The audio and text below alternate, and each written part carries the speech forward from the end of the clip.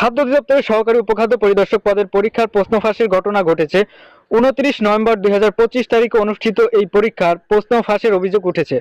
পরীক্ষা শুরুর 3 ঘন্টা আগে প্রশ্নপত্রে হুবহু মিল থাকা একটি হাতে লেখা প্রশ্ন সেট সামাজিক যোগাযোগ মাধ্যমে ছড়িয়ে পড়ে।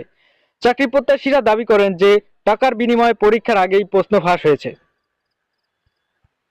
তো এখানে কিন্তু আমাদের পরীক্ষাটি অনুষ্ঠিত হয়েছিল 29 নভেম্বর 2025। পরীক্ষা হওয়ার কথা ছিল 10 ঘটিকায়। তো পরীক্ষা অনুষ্ঠিত হয়েছে 10 ঘটিকায়, কিন্তু 10 ঘটিকার ঠিক 3 ঘন্টা আগে কিন্তু এই প্রশ্ন ফাঁসের ঘটনাটি ঘটে।